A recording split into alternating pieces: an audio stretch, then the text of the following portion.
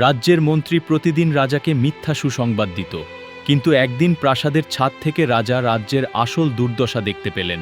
মন্ত্রী মশাই, আপনি আমাকে অন্ধ করে রেখেছেন। আমি নিজেই আজ ছদ্মবেশে আমার প্রজাদের অবস্থা দেখতে যাব। সে রাতেই রাজা রাজপোশাক ছেড়ে সাধারণ এক পথিকের ছদ্মবেশ নিলেন। নিজের নাম রাখলেন দীনবন্ধু। পরদিন সকালে কাঠফাটা রোদে গ্রামের এক প্রান্তে সুজন নামের এক গরিব কৃষক ধান শুকাচ্ছিল। এমন সময় ছদ্মবেশী রাজা দীনবন্ধু সেখানে এসে পৌঁছালেন। খিদে আর তৃষ্ণায় তিনি প্রায় ক্লান্ত হয়ে পড়েছিলেন। ভাই কৃষক, আমি এক ক্লান্ত পথিক। সকাল থেকে পেটে দানা পানি পড়েনি, একটু জল হবে ভাই? আরে আসুন আসুন পথিক ভাই, এই রোদে দাঁড়িয়ে থাকবেন না, এই বটগাছের ছায়ায় বসুন। অতিথিকে না খাইয়ে নিজে খাওয়া তো পাপ ভাই। আসুন, আমরা দুজনেই ভাগ করে খাই। সুজন তার নিজের দুপুরের খাবার, সামান্য মোটা চালের ভাত আর শাক, সেই অচেনা পথিককে খেতে দিল। তুমি তোমার নিজের খাবার আমাকে দিয়ে দিচ্ছ? তুমি নিজে খাবে কি? তারা যখন খাচ্ছিল তখন সেখানে এক বৃদ্ধ ভিখারি এসে উপস্থিত হলো। ভিখারিটি খুব ক্ষুধার্ত ছিল। সুজন বিন্দুমাত্র দ্বিধা না করে তার নিজের ভাগের খাবার থেকে এক মুঠো ভাত ওই ভিখারিকেও দিয়ে দিল। ভাই, তোমার সততায় আমি মুগ্ধ। এই মাটির টুকরোটি যত্ন করে রেখে দাও। ভবিষ্যতে যদি কখনো বড় বিপদে পড়ো, তবে রাজধানীতে গিয়ে দীনবন্ধুর খোঁজ করবে। মাঠের সব ফসল রোদে পুড়ে ছাই হয়ে গেছে বিথি।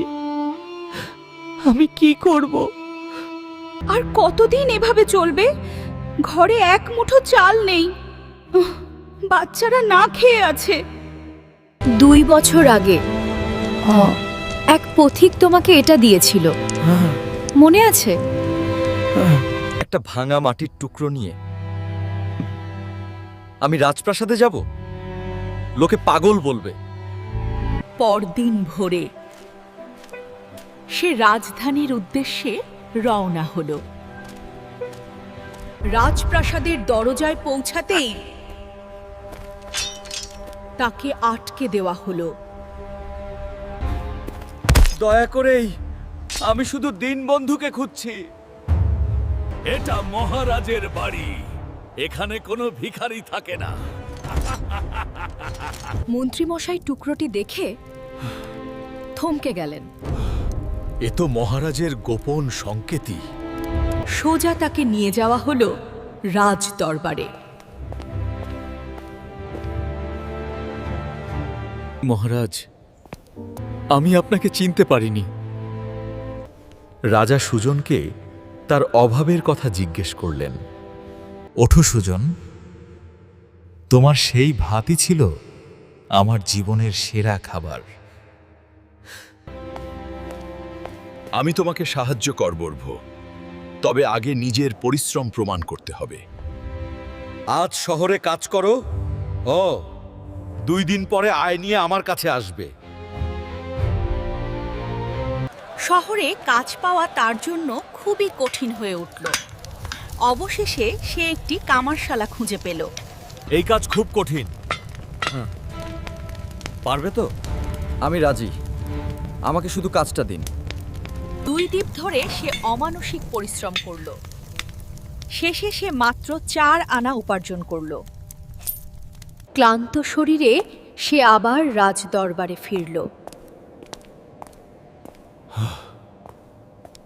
আমি মাত্র এইটুকুই উপার্জন করতে পেরেছি। হতাশ হও না, এটা অমূল্য। তোমার এই উপার্জন আমার রাজকোষের থেকেও মূল্যবান। রাজা তাকে সম্মানের সাথে বিদায় দিলেন।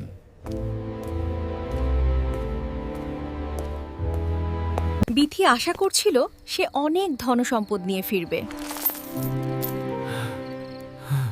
এই আমার উপার্জন। এটাই সব? মাত্র 4 আনা?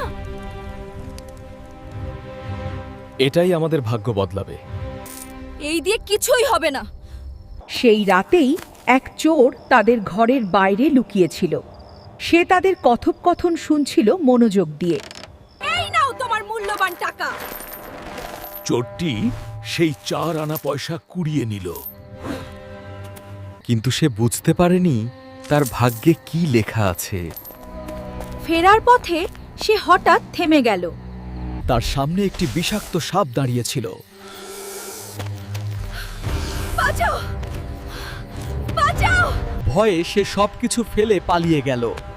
সকালে দেখা গেল সেই সাপটি আসলে ছিল এক অলৌকিক রহস্য। সেখানে পড়েছিল এক থলি সোনার মুদ্রা। সকালবেলা সুজন সেই পথ দিয়ে যাচ্ছিল। এটা সত্যি? তার চোখে আনন্দের জল চলে এলো।